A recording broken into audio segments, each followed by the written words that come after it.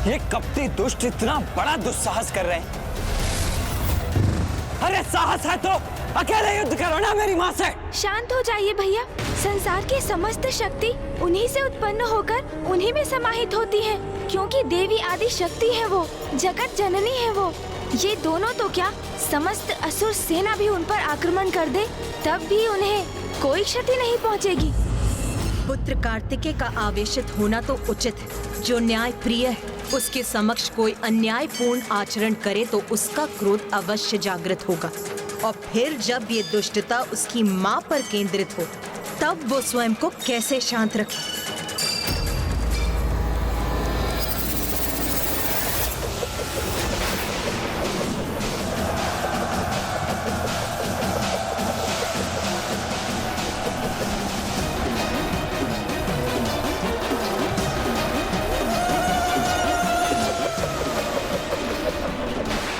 तुम्हारे प्रत्येक प्रहार का उत्तर है मेरे पास।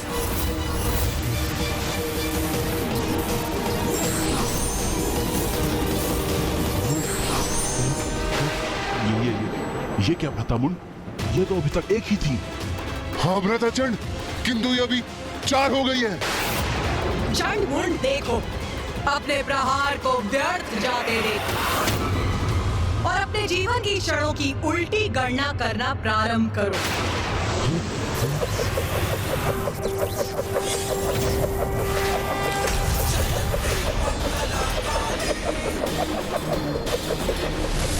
हमारे मायावी चक्र रोक दिए, जो मृत्यु प्रदान किए बिना नष्ट ही नहीं हो सकते। उन्हें हमारी ही सेना पर लक्षित कर दिया इस देवी ने।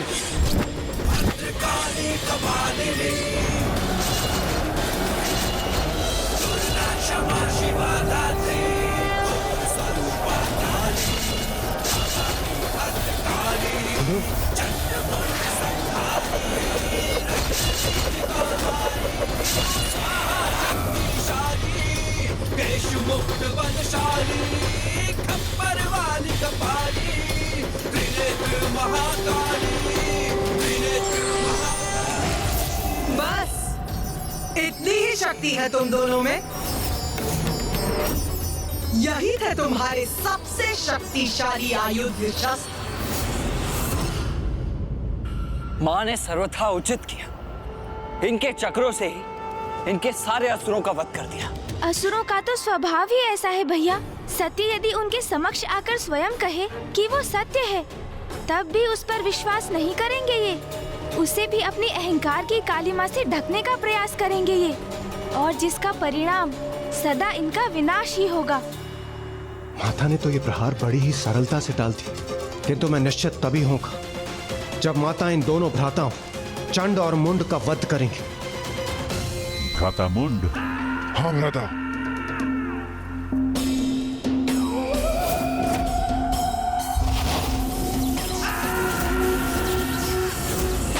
मूर्खों, ये बालकों की क्रीड़ा करोगे मेरे साथ? बालकों की क्रीड़ा तो अब तक हो रही थी देवी। अब तुम चंडमुंड की प्रचंड विद्युत शक्ति का सामना करोगी।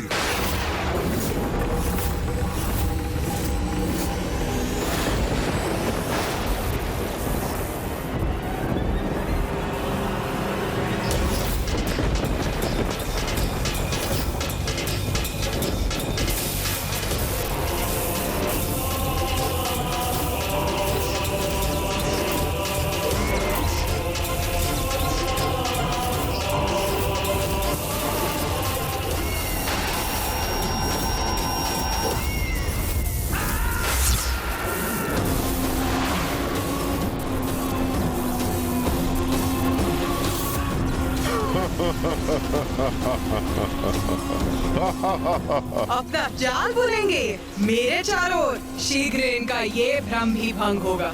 अभी हमारी वास्तविक शक्ति से परिचित कहाँ हो देवी?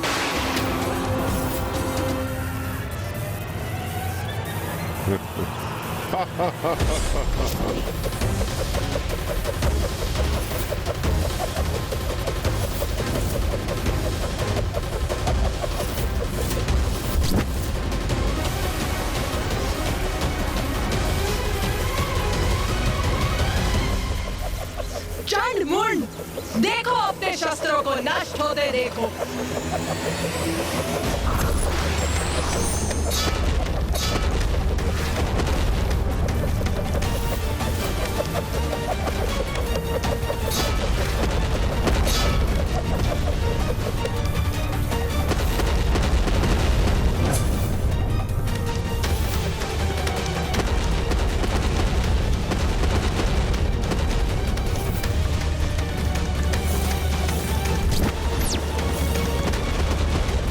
अपनी गति बढ़ाइए भ्राता मुंड।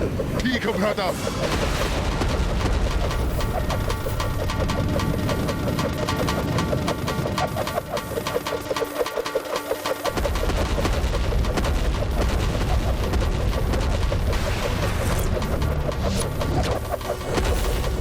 अपनी गति और बढ़ाओ भ्राता मुंड, थका दो इस देवी को। भ्राता चंड, उचित सुझाव है तुम्हारा।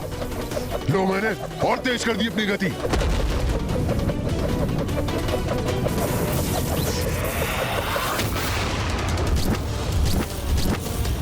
अब तो माँ काली को देखने में भी असमर्थ हूँ। चंड और मुंड बहुत तीव्र गति से उनके चारों ओर घूमकर उन पर खड़ग प्रहार कर रहे हैं, और वो भी उतनी ही तीव्र गति से उनके वो खड़ग नष्ट कर रही हैं। वो मूर्ख चंड और मुंड अभी भी कुछ नहीं समझ पा रहे। वो क्या नहीं समझ पा रहे हैं भैया?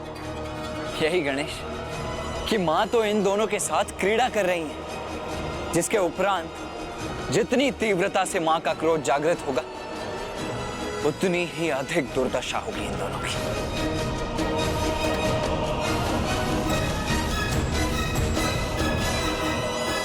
चंड मुंड, अब तुम्हारी कुछ ही सांस शेष, तुम्हारा अंत निश्चित होगा। क्या हुआ देवी? हमारी प्रहार संभाल नहीं पा रही हो क्या? अरे वो संभालेगी भी कैसे भ्राता चंड? अकेली नारी इतने प्रचंड प्रहारों का सामना कैसे कर सकती है?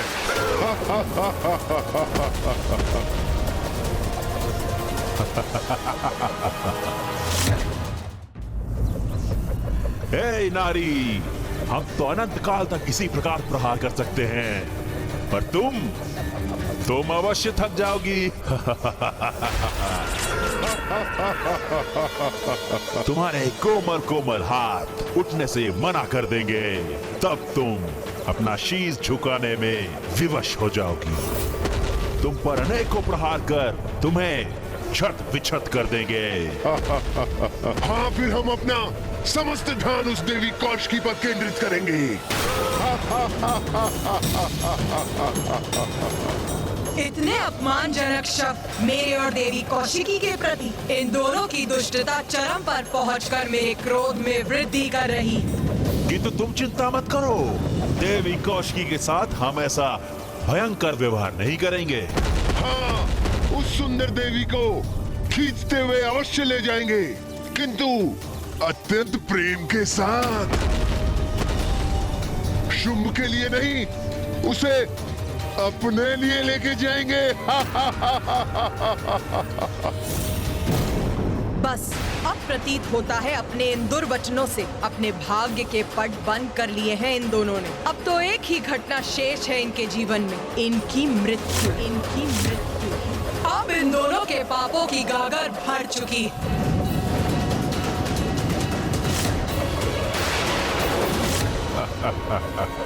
क्या हुआ देवी, हाथ क्यों झुका लिए? क्या अपनी पराजय स्वीकार कर ली क्या? हमारा अंत करोगी, यही कहा था ना तुमने। अब देखो, हम करेंगे तुम्हारा अंत।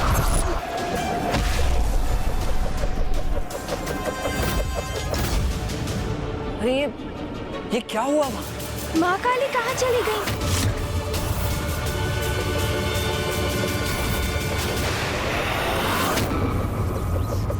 भ्राता मुंड, वहाँ कुछ घटित हुआ है।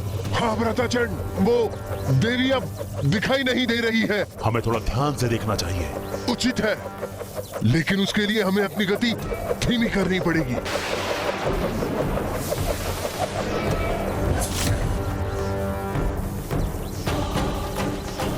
भ्राता मुंड, वो देवी कहाँ चली गई? लगता है भाग गई। चंड मुंड,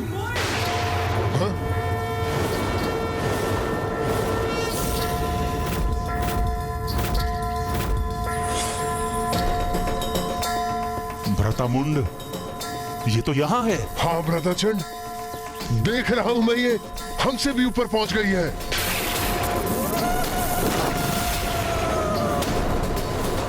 भागना तो अब तुम्हें चाहिए मूर्खों। ये तो अत्यंत विकराल प्रतीत हो रही है भ्राता मुंड। हाँ भ्राता चंड, ये क्या करने जा रही है? किंतु अब तो तुम्हारे भागने का भी कोई लाभ नहीं। भ्राता मुंड, इसका स्वर तो अत्यंत भयावना है। अब हम क्या करें?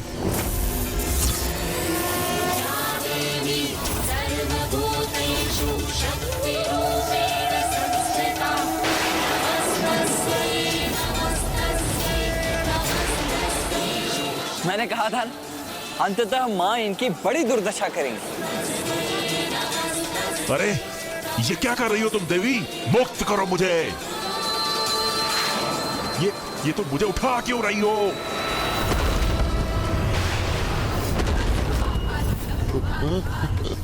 क्यों उठा रही हो मुझे? क्या करोगी मेरे साथ? छोड़ो मुझे।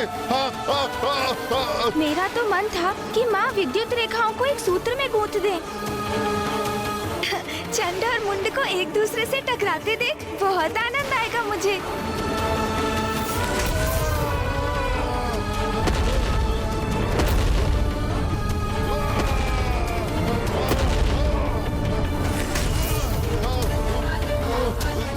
तुम्हें तीव्र गति से घूमकर वार करने में बहुत आनंद आ रहा था ना?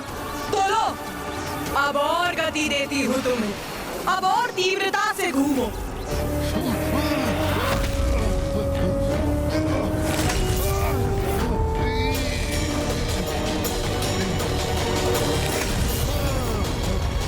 प्रतीत होता है माँ को तुम्हारा सुझाव भा गया है गणेश।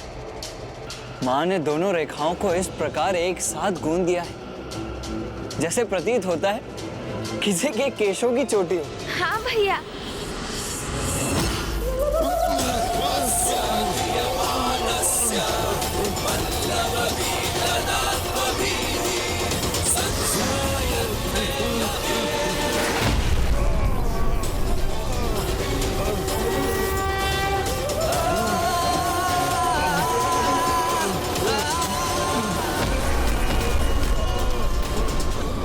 ये इस प्रकार विद्युत से कैसे प्रभावित हो रहे हैं? क्योंकि माता ने इन दोनों को एक साथ जोड़ दिया है, इसलिए चंड सीधे मुख है और मुंड उल्टे मुख।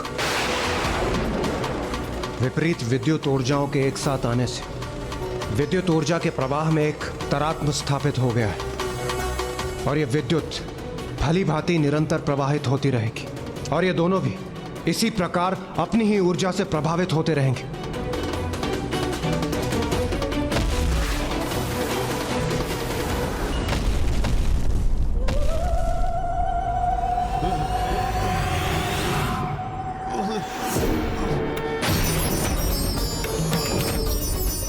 जैसे ही हम उस स्त्री के निकट पहुंचेंगे, हम उसे एक अंतिम चेतावनी देंगे।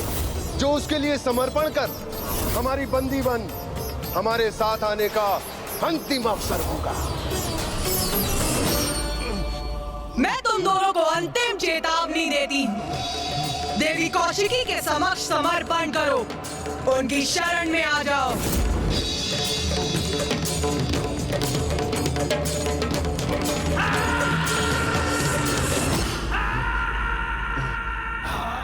क्षमा मांगे, समर्पण करें, वो भी हम। वो भी एक नारी से? हमसे तो क्षमा अब तुम मांगोगी।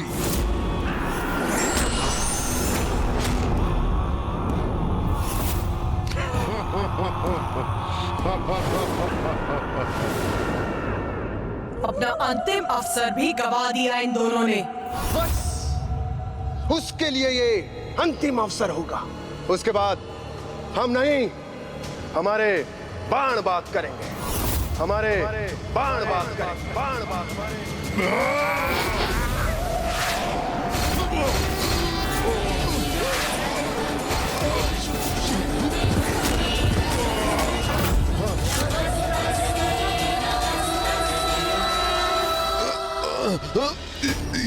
ये क्या कर दिया देवी?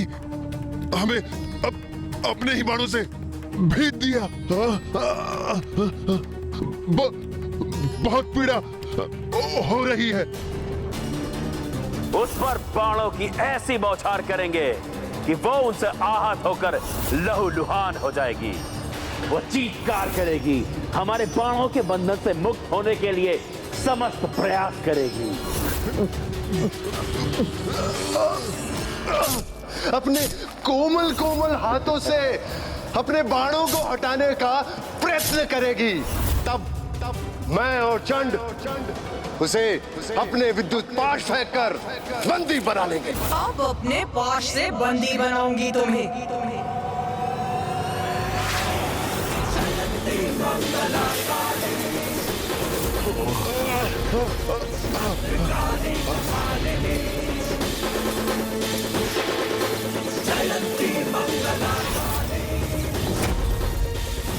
अरे ये पाश तो हमें और कष्ट दे रहा है, हमारे घाव बढ़ा रहा है।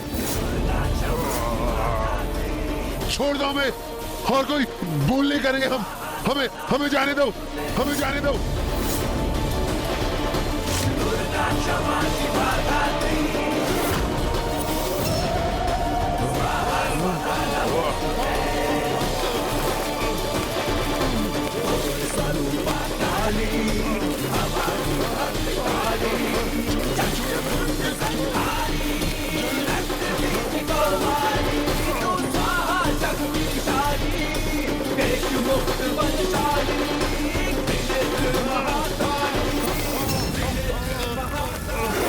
भारी बेड़ियों में बंधी अपने पैरों पर हमारे साथ चलकर यहां तक आएगी।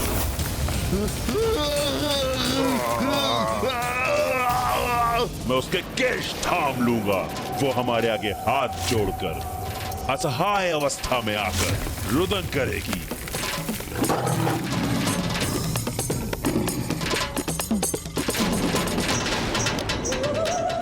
फिर उसे भारी बेड़ियों में बांधकर खींचते हुए आपके समक्ष ले आएंगे।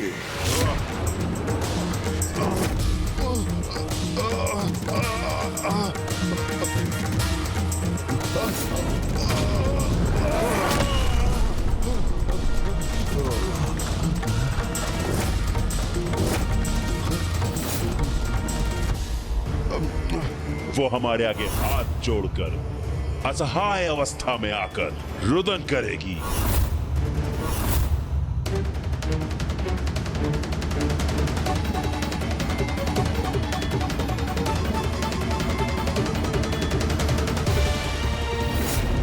नारी शक्ति को दुत्कारते थे ना तुम, किंतु देखा कैसे एक नारी ने ये दुर्दशा की है तुम्हारी।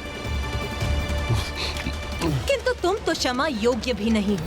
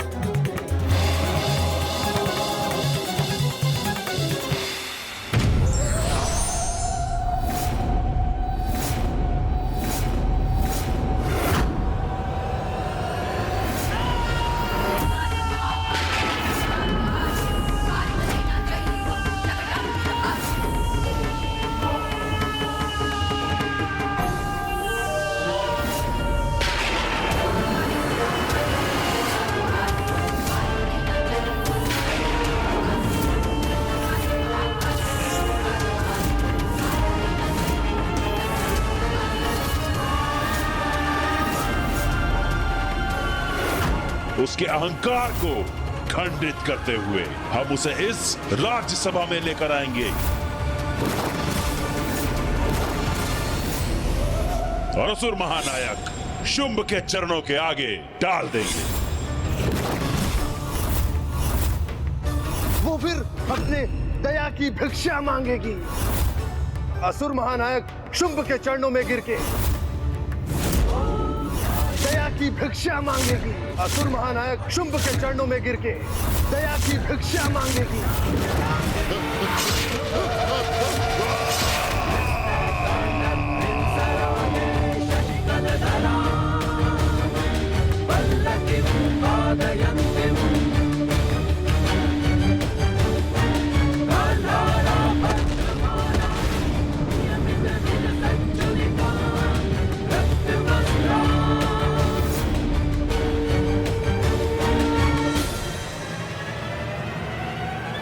देवी काली, तुमने चंड मुंड का वध किया है, इसलिए आज से तुम संसार में देवी चामुंडा के नाम से भी जानी जाओगी और समस्त संसार देवी चामुंडा की पूजा करेगा।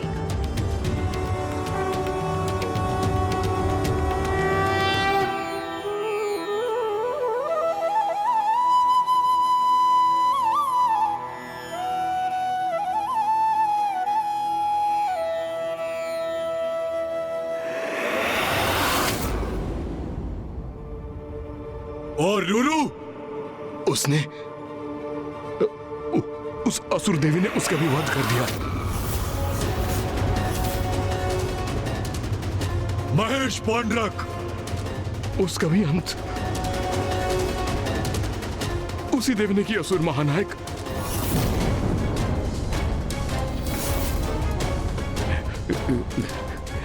मुंड, असुर सेनापति मुंड भी उस देवी के समक्ष जीवित नहीं बचे।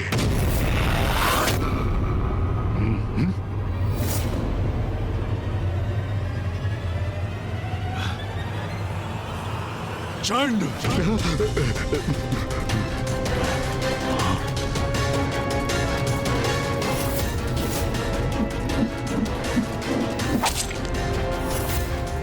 कैसे बताऊं असुर महानायक को चंड का भी अंत किया देवी ने।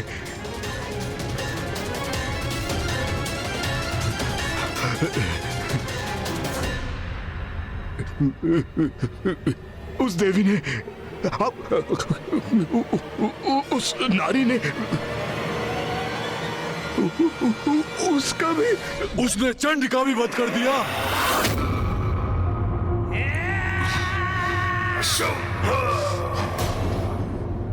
चंड मुंड जैसे पराक्रमी असुरों को, मेरे सेनापतियों को पराजित कर दिया उसने।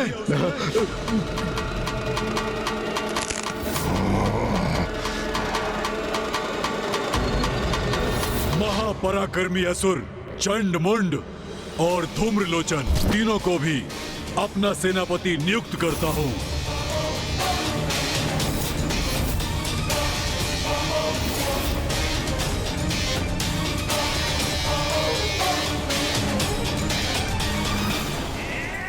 वो दुष्ट नारी, मैं उसका अंत कर दूंगा, अंत। ये क्या कह रहे हैं आप देव सेनापति निशुंभ? अब तो अपने भ्रम से बाहर आइए।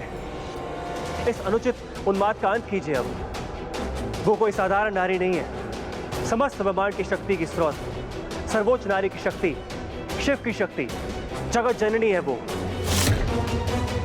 कोई भी हो, मैं उसका अंत कर दूंगा, अंत।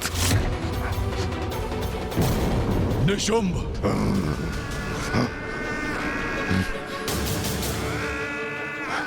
जी भैया। सेनापति रक्तबीज सर्वथा उचित कह रहे हैं। हमें इस सत्य को स्वीकार करना होगा।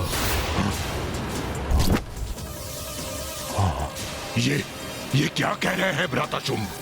हम असुर पराजय स्वीकार कर लें? यही उचित होगा। इसी में हम सभी असुरों की भलाई निहित है।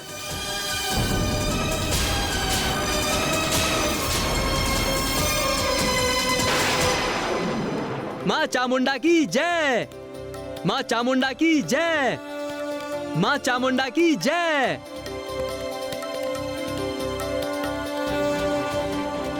गणेश जी, मैं स्वयं को रोक ही नहीं सका। मुझे माँ की लीला का प्रत्यक्षदर्शी बनने की इतनी तीव्र इच्छा जो थी, ये तो मेरा सौभाग्य है कि मैं माँ काली के देवी चामुंडा रूप की लीला का साक्षी बना।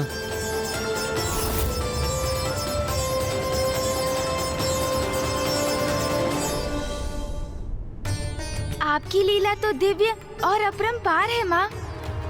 आपकी लीला ने ही हमें एक चमत्कारी युद्ध का प्रत्यक्षदर्शी बनाया और आपकी ही लीला के कारण माँ चामुंडा का नाम भी जगत के समक्ष आया। चंड और मुंड का वध करने के कारण आज से आप देवी चामुंडेश्वरी और मुंडेश्वरी नाम से भी संसार में पूजी जाएंगी। आपके मंदिर की स्थापना होगी, जहाँ आपके दर्शन मात्र से आपके भक्तों में शत्रुओं पर विजय प्राप्त करने की शक्ति प्राप्त होगी। प्रणाम माता। मैं अचंभित हूँ कि एक नारी से भयभीत होकर हम पराजय स्वीकार कर लें। ये आप सुझाव दे रहे हैं भ्राता शुंभ? इसमें अचंभित होने को क्या है भ्राता निशुंभ? धूम्रलोचन, रुरु, महेश पौंड्रक ही नहीं किंतु अपराजय महायोद्धा चंडमुंड के साथ हमारी असुर सेना के एक बड़े भाग का अंत हो चुका है और इन सभी का वध किया है उस नारी देवी कौशिकी ने। ये क्या हो गया है भ्राता शुंभ को? क्या वो भी अपना साहस खो बैठे?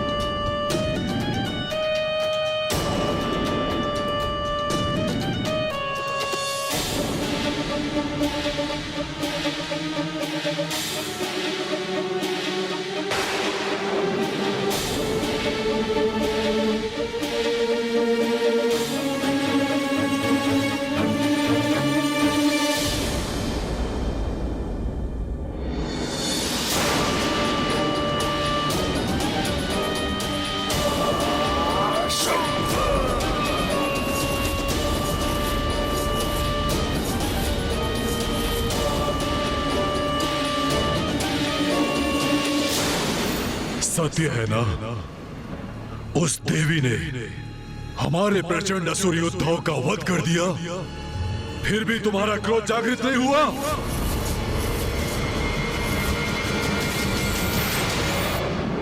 सत्य तुम्हें व्याकुल नहीं करता? तुम्हारे हृदय का रक्त क्रोध से नहीं उबलता? बोलो रक्त बीज बोलो। हमारे असुर भ्राता हमारे लिए, हमारे असुर समुदाय के उत्थान के लिए युद्ध करने गए थे। उन पराक्रमी असुर योद्धाओं का निर्मम वध किया उस नारी ने, और तब भी तुम्हारा रक्त प्रतिशोध के लिए गतिशील नहीं होता। आप सत्य को कब स्वीकार करेंगे असुर महानायक शुंभ? अपने मति भ्रम का परित्याग कीजिए, जिनसे प्रतिशोध लेने के लिए आप मुझे प्रेरित कर रहे हैं। वो कोई साधारण नारी नहीं है, जगत जननी है। पुनः वही राग अलाप रहा है ये? असुर महानायक शुंभ, उनकी शक्ति को पहचानिए। बस रक्तबीज बस। धिक्कार है तुम पर, धिक्कार है। जगत जननी देवी शक्ति माता, तुम्हारे मुख से निकले इन शब्दों का श्रवण करते करते थक चुका हूं मैं। मात्र शब्द नहीं है ये असुर महानायक शुंभ, इन्हीं शब्दों में सत्य निहित है। प्रतीत होता है सत्य कुछ और ही है। बताओ मुझे, असुर गुरु शुक्राचार्य द्वारा आयोजित प्रतिस्पर्धा में तुमने क्यों भाग लिया था? बताओ मुझे। स्मरण रहे, अब असुर शक्ति के उदय का समय आ गया है। अब बहुत हुई पराजय, अब जय होगी असुरों की, और आज ही हम इस जय का आरंभ करेंगे। यदि उस स्पर्धा में विजयी होकर तुम असुर महानायक के पद पर प्रतिष्ठित होते तो क्या करते? बताओ रक्तबीज, बताओ। क्या करते ये तो स्पष्ट है। असुर समुदाय के मान को दांव पर लगा देता ये, और इसके अधीन सभी असुर योद्धा उस नारी के भय से अपने अस्त्रों को छोड़कर कंगन धारण कर कहीं छिपे बैठे होते। अपना स्वर नीचे रखो रक्तबीज, नीचे। मेरे भ्राता के शब्द चुप गए तुम्हें, तो आज सत्य कह ही दो। बताओ मुझे, तुम्हारी निष्ठा हम असुरों के प्रति है या उस नारी के प्रति? असुर महाराज शुंभ, मुझ पर आक्षेप लगाने के पूर्व तनिक समझने का प्रयास कीजिए। ईश्वर से युद्ध कर हम कभी विजय नहीं हो सकते। ईश्वर, वो नारी, एक कुटिल कपटी मायावी नारी तुम्हारी ईश्वर है, और उसकी शक्ति में तुम्हें इतना विश्वास और उसके प्रति तुम्हारी इतनी श्रद्धा है। रक्तबीज, तुम मुझसे युद्ध न कर उसकी सुरक्षा सुनिश्चित कर रहे हो। देवी कौशिकी को मेरे संरक्षण की आवश्यकता नहीं है। मैं आपको और असुरों का बचाव करने का प्रयत्न कर रहा हूं, क्योंकि यदि आप निशुंभ, मैं और अन्य असुर शेष ही नहीं रहे तो इस युद्ध का असुरों को क्या लाभ होगा? अपनी जान गंवाकर भी हमें क्या प्राप्त होगा? बस बस रक्तबीज, बस।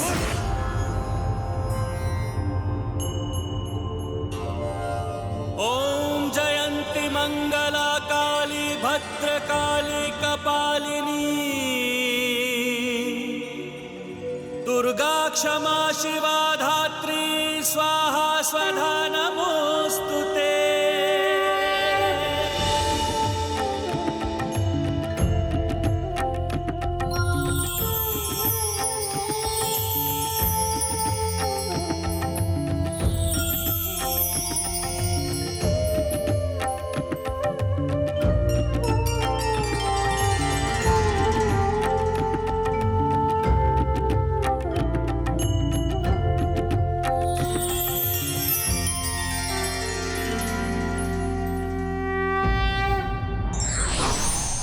सच्चे हितैषी ही सत्य से अवगत कराते हैं, किंतु ये व्यक्ति पर निर्भर करता है वो इसे कितना महत्व देता है।